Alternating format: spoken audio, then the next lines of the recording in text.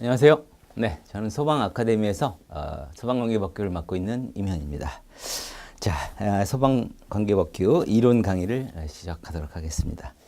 자, 이번에 교재를 하나 냈죠. 2019년 대비 바로 물 흐르듯 읽히는 임현의 소방관계법규 이 교재로 강의를 진행하도록 하겠습니다.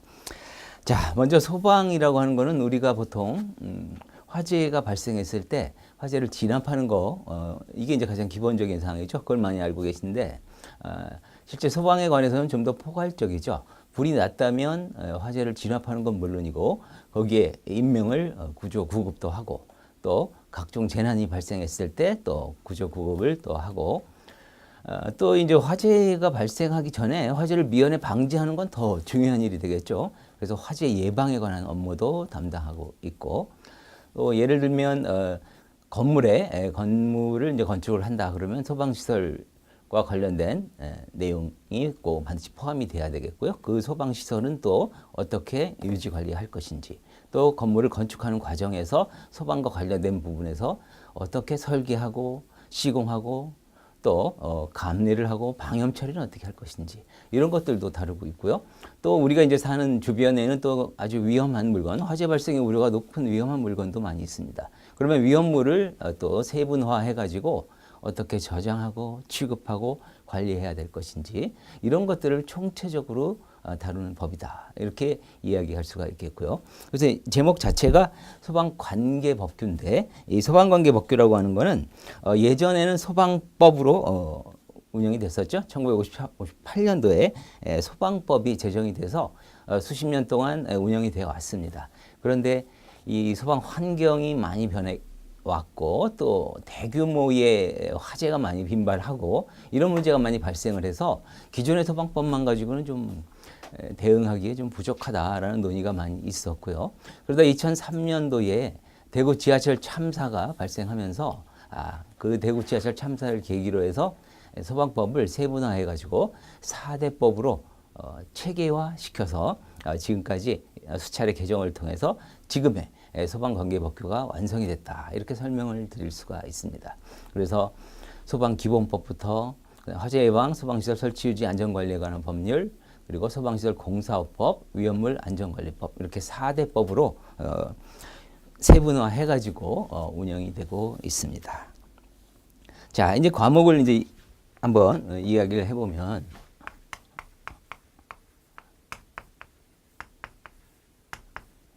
그리고 화재 예방 소방시설 설치 유지 안전관리법은 우리가 간단히 줄여가지고 약칭 소방시설법이라고 하죠.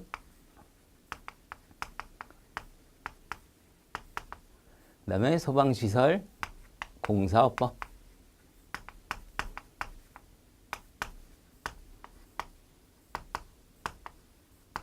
그리고 위험물 안전관리법.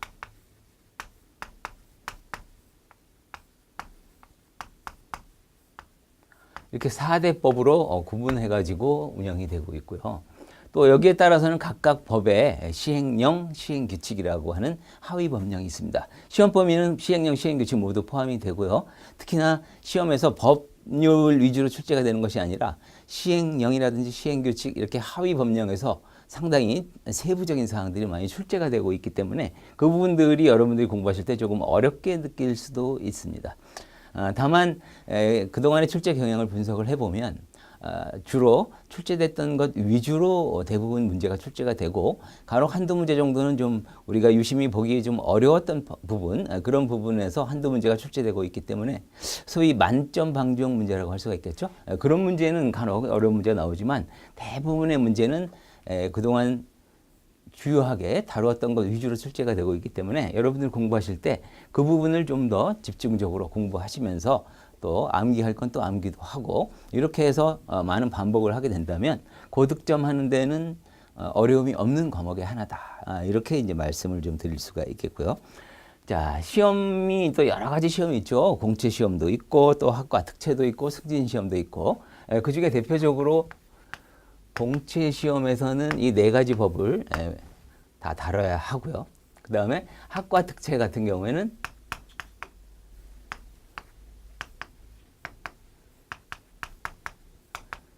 두 개죠.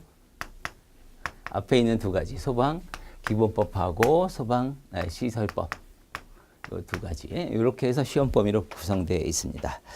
자, 승진 시험 같은 경우에는 이제 각각의 약간씩 이제 편차가 있고요. 그래서 이제 기본적으로 소방관계 복귀에 대해서 어떻게 이제 우리가 공부를 해 나가야 될지 이게 이제 중요한 사항인데 아까 잠시 언급한 거를 생각을 해보면 법마다 시행령과 시행 규칙이 있다고 그랬죠. 여기서 시행령이 바로 대통령령입니다. 그리고 시행규칙이 부령인데 우리는 행정안전부 관할이죠. 그래서 행정안전부령이 되는 거죠. 그래서 법과 어떤 관계가 있냐. 그러면 법률에서 소방기본법 등 각종 법률에서 기본적인 사항을 규정을 하죠. 가장 기본적인 사항을 규정을 하고 여기에 모든 걸 다 담을 수 없기 때문에 일부 내용을 어떻게 한다? 위임을 하는 거예요.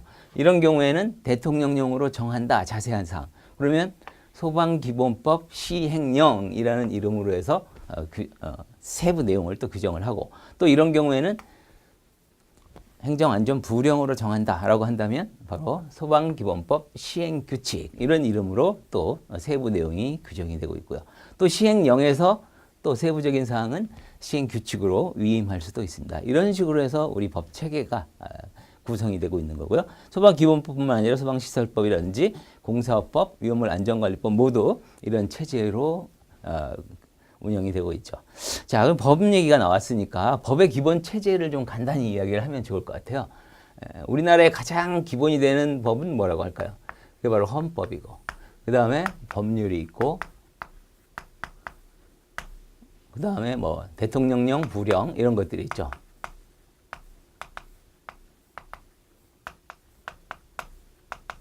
그리고 지방자치단체 의회에서 하는 조례와 지방자치단체 장이 하는 규칙 이런 것 등등이 있고요. 우리 시험에서는 이제 이게 이제 아까 조금 전에 설명드린 바와 같이 이게 시험 범위에 해당이 되고 헌법은 국민의 기본권, 국민의 기본권, 권리, 뭐 의무 그리고 통치 구조라고 그래서 대통령은 어떻게 뽑고 국회는 어떻게 선발하고 또 사법부는 어떻게 구성하고 이런 국가의 기본적인 사항을 다루는 게 헌법인데 그중에 법률은 수도 없이 많은 법률이 있잖아요. 그중에 뭐 민사에 관한 내용이다 그러면 민법이 만들어지고 형사처벌에 관한 형법도 만들어지고 우린 소방에 관한 여기 바로 소방4대법,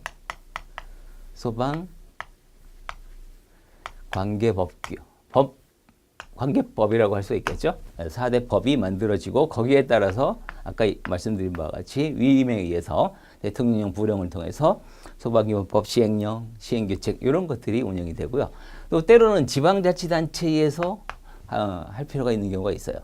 예를 들면 소방에 관한 가장 기본적인 사항, 구체적인 사항들은 어디에서 업무를 담당한다? 시도에서 합니다. 그래서 우리 법령에는 시도, 이러이러한 사항은 시도 조례로 정한다. 이런 규정이 나오는 경우가 간혹 있습니다. 바로 이거는 그 지방자치단체마다 각각 조례를 통해서 다르게 운영할 필요가 있는 경우에 그런 거고요.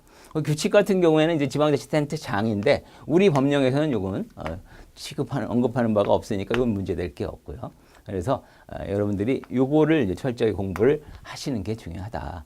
그리고 여기에 적혀 있지 않은 나머지 법으로 뭐 위임을 한다거나 다른 법의 규정을 한다거나 이런 경우도 많이 있는데 그건 시험 범위와는 무관합니다. 그래서 이 틀 내에서만 이제 학습을 하시면 되겠고요.